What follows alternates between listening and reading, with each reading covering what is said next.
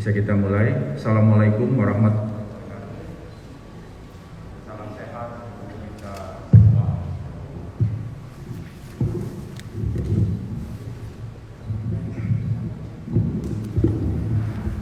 Rekan-rekan sekalian, seperti kita ketahui bersama bahwa masalah wabah COVID-19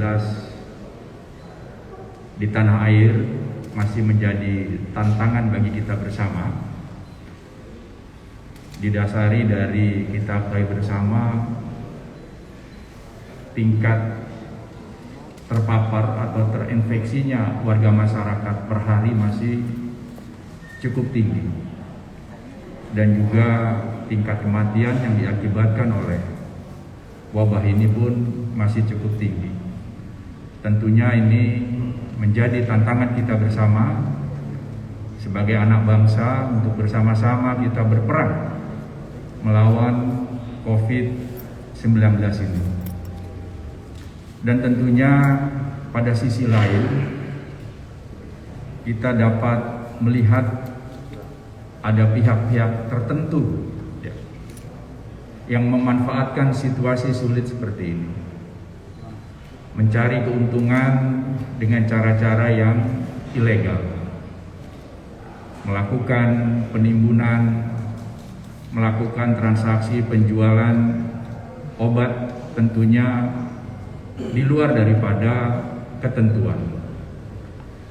Sejak dari awal Polri tentunya berkomitmen bagaimana penanganan COVID-19 di tanah air ini dapat berjalan dengan baik, termasuk juga berkomitmen menangani secara tuntas perilaku-perilaku yang tidak bertanggung jawab dalam situasi sulit sekarang ini.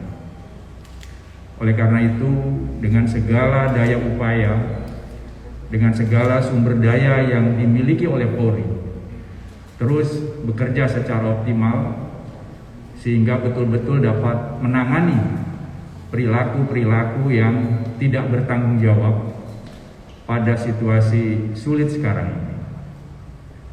Seluruh aktivitas kepolisian tentunya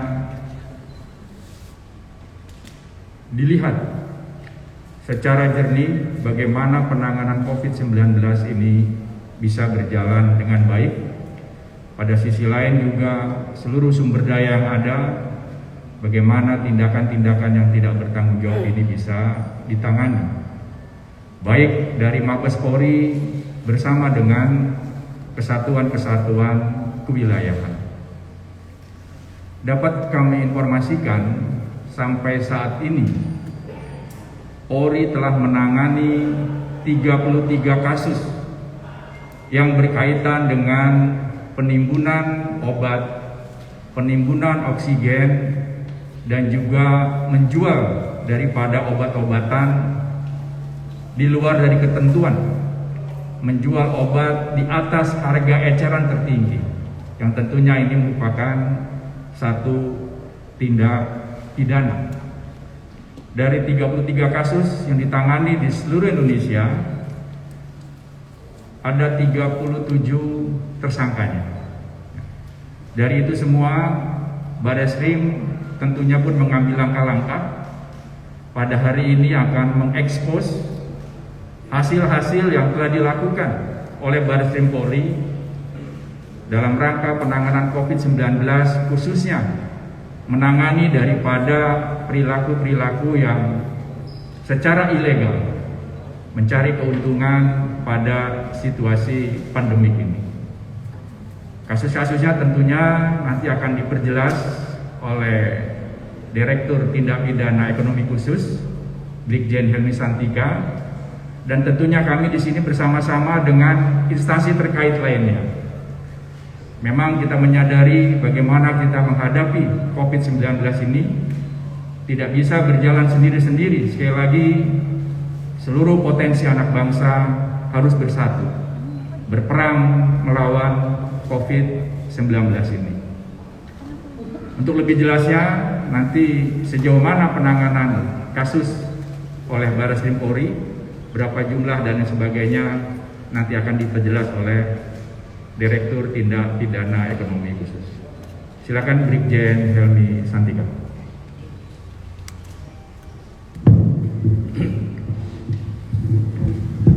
Assalamualaikum warahmatullahi wabarakatuh. Selamat siang, salam sejahtera bagi kita sekalian. Shalom. Terima kasih atas waktu yang diberikan kepada saya, yang terhormat Bapak Karopenmas.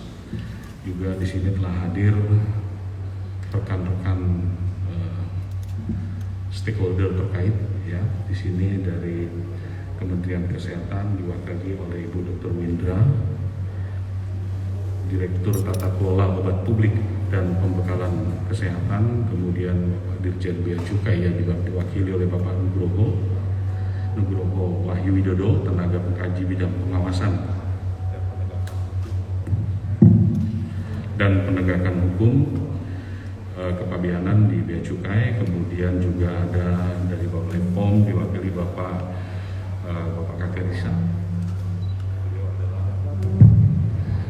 Deputi Bidang Penindakan BPOM RI, kemudian dari Gabungan Pengusaha Farmasi Indonesia yang dihadiri oleh Bapak Tirto Kusnadi, juga hadir yang mewakili Dir Tipik Narkoba, Bapak Wadir, Bapak Kombes Jayadi, juga ada Dir Tipiter hadir di sini. Pada kesempatan ini izinkan saya menyampaikan informasi tentang hasil pengungkapan maupun penegakan hukum terkait kegiatan yang mendukung PPKM darurat.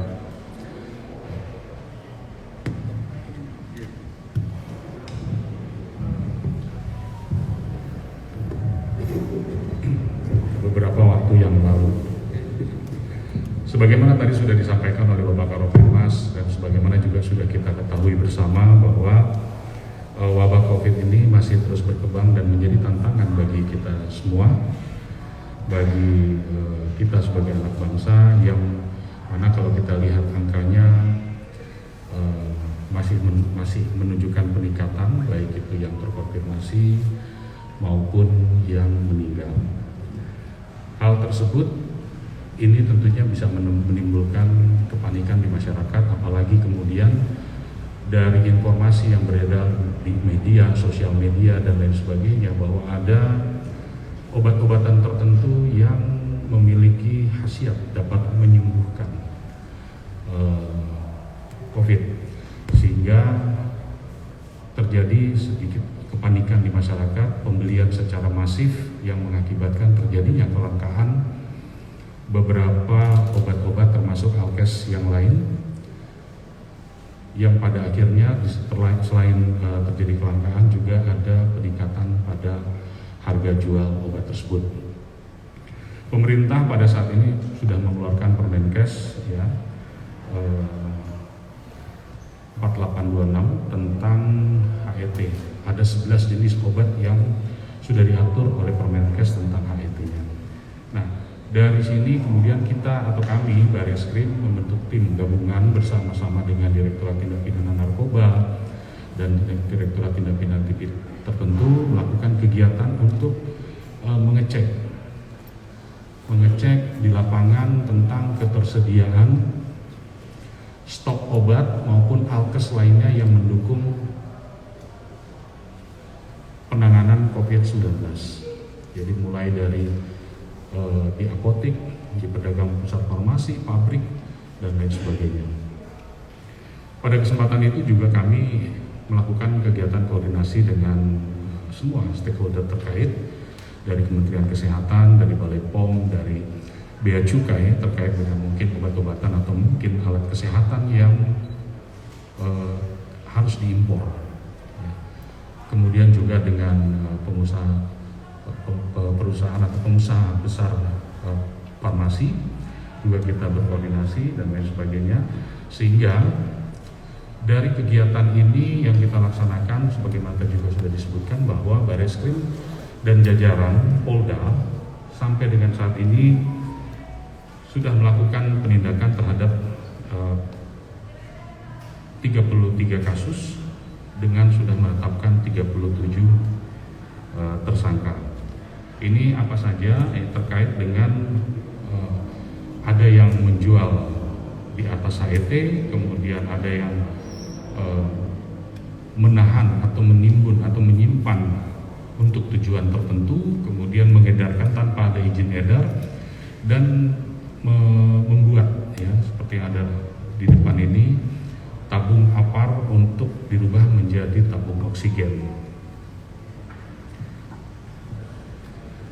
Dari 33 tersangka tadi, untuk Bareskrim sendiri 8 kasus ya, 8 kasus dengan 19 tersangka. Ini 5 kasus dengan 10 tersangka ditangani oleh Tipidexus. Kemudian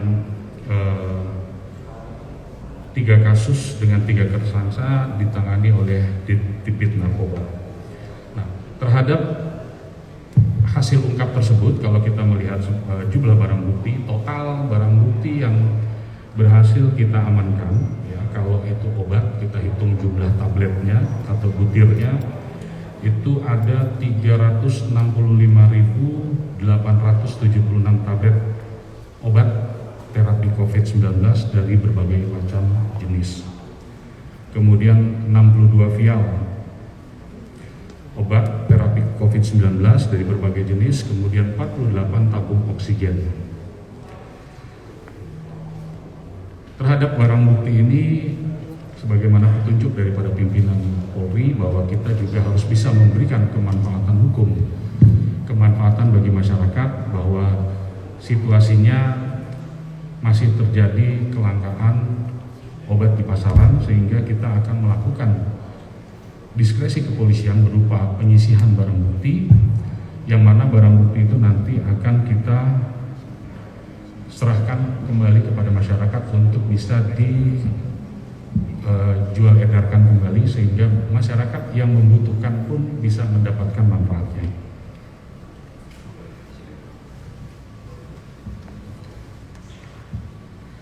Ada beberapa tersangka yang sudah kita amankan, yang nanti mungkin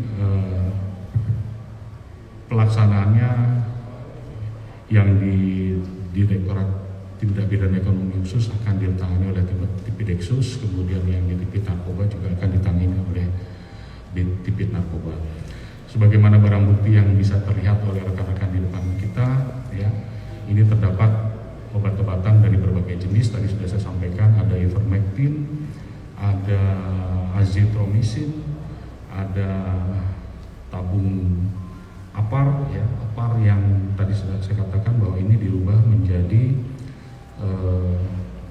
tabung gas oksigen. Kenapa ini sebetulnya berbahaya?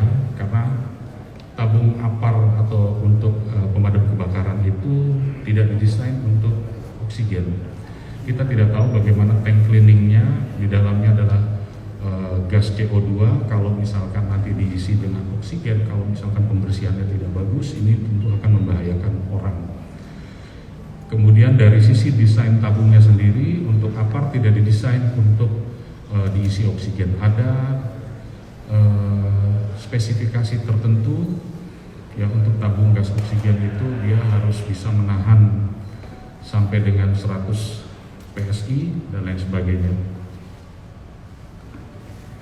Kita sudah menetapkan tadi ada total keseluruhan untuk Bareskrim itu ada 19 tersangka yang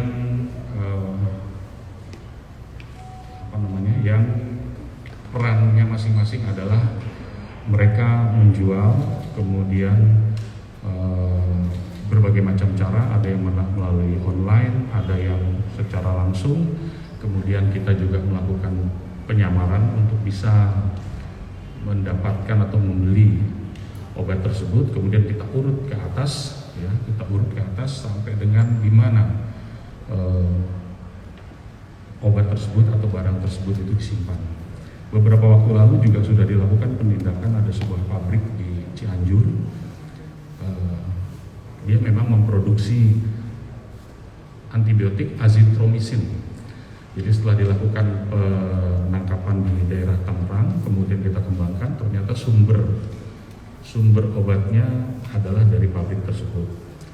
Dari pabrik tersebut kita temukan terdapat azitromisin berjumlah sekitar 178.000 butir, kemudian 125 kg bahan, yang mana bahan itu kalau diproduksi menjadi azitromisin akan menghasilkan 300.000 butir. Nah, terhadap pabrik ini kita juga mengedepankan restoratif justice kembali lagi untuk memenuhi kebutuhan obat di pasar kepada yang bersangkutan. Setelah kita lakukan penyisihan barang bukti, kita sudah mintakan untuk membuat surat pernyataan dan menyatakan bahwa mereka siap menjual ke pasar dengan harga sesuai dengan HET. Terhadap para pelaku ini kita kenakan pasal 196 Undang-Undang Nomor 36 Tahun 2009 tentang kesehatan, yaitu memperdagangkan obat atau orang yang tidak memiliki keahlian dalam dan kewenangan. Kemudian pasal 62 junto pasal 10 Undang-Undang Nomor 8 Tahun 99 tentang perlindungan konsumen, yang mana ancaman hukumannya adalah maksimal 10 tahun, minimal 5 tahun dengan denda maksimal 1 tahun. Kemudian terhadap Undang-Undang Perlindungan Konsumen tadi maksimal 5 tahun, denda maksimal 2 tahun. Ini terhadap yang menjual di atas HET.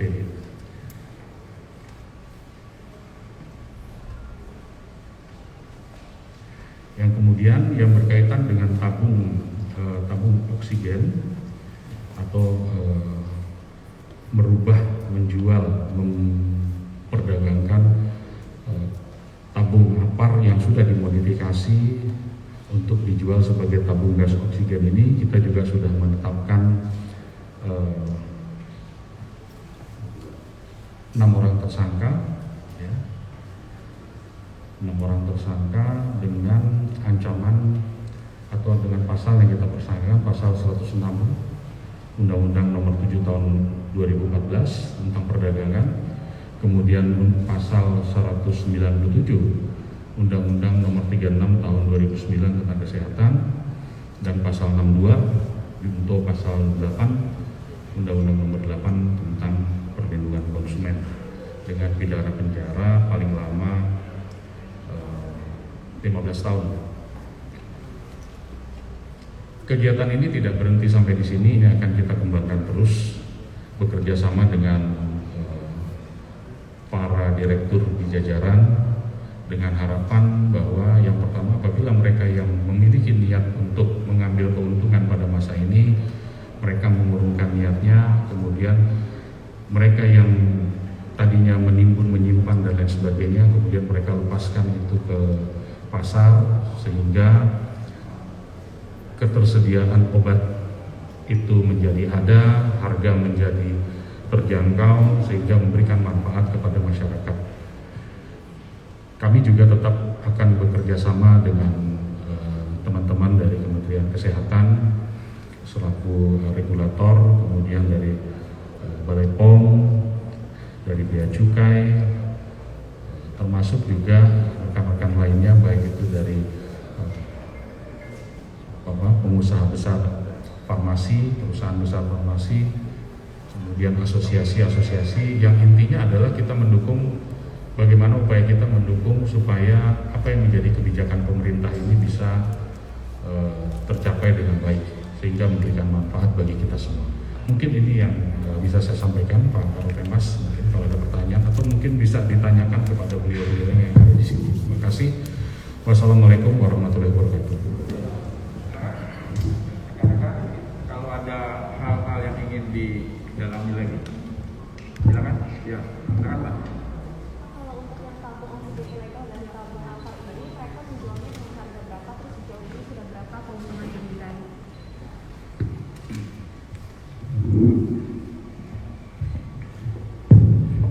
kasih. Untuk yang tabung APAR ini variatif antara 2 juta, 3 juta, bahkan ada yang harga 700 sampai dengan 900 itu modalnya, tapi dia jual bisa dalam harga yang seperti itu tadi. Sejauh ini mereka sudah pernah menjual kepada sudah pernah menjual 190 buah. Ini juga kita akan cari dia jual kemana, karena ini kan berbahaya, ya. Takutnya dibeli oleh masyarakat, dia tidak tahu bahwa ini sebetulnya asalnya adalah tabung APAR, kemudian dia gunakan. Nah, tadi sebagaimana sudah saya sampaikan, isinya awalnya adalah CO2. Kalau tank cleaningnya tidak benar, bisa berbahaya. Kemudian karena ini tabung APAR tidak didesain untuk oksigen, begitu kosong dia mengisi sendiri, misalkan diisi penuh, nah ini juga bisa berbahaya. Itu, Mbak. Yang lain? Tidak ada? Baik, rekan-rekan sekalian, kita sudah cukupkan. Polri tentunya mengimbau kepada warga masyarakat agar menghentikan segala kegiatan-kegiatan mencari keuntungan dengan cara-cara ilegal, karena semua itu akan sangat mempengaruhi dalam rangka penanganan COVID-19 di tanah air. Mari kita bersatu melawan COVID-19, karena dengan kita bersatu menjadi kunci utama dalam rangka kita bersama-sama keluar dari masa-masa sulit di negeri yang kita cintai. Terima kasih rekan-rekan sekalian atas segala perhatiannya. Wassalamualaikum warahmatullahi wabarakatuh. Salam sehat untuk kita semua. Berarti nggak ada yang nanya kalau memang ke Balapom, kemudian kesehatan, udah. Jelas ya? Bener jelas ya? Oke. Ya, ada sarung tangan.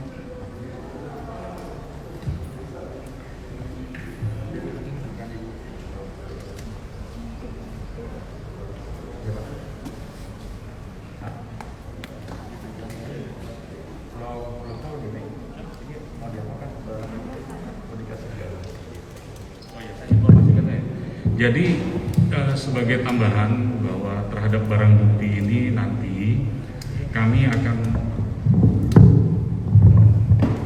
akan melakukan diskresi, ya, diskresi kepolisian, restoratif justice, di mana kita juga harus memberikan manfaat, sehingga kita akan melakukan penyisihan barang bukti. Kemudian barang bukti ini nanti kita akan koordinasikan baik itu dengan Kejaksaan, dengan Kementerian Kesehatan, dengan Balai POM, termasuk dengan gabungan pengusaha besar farmasi yang ada, karena kita akan dorong ke masyarakat dan tentunya akan dijual dengan harga sesuai HET. Keuntungannya untuk siapa? Untuk pemilik barang. Jadi semuanya merasakan manfaatnya, kurang lebih seperti itu. Tapi perkara jalan terus.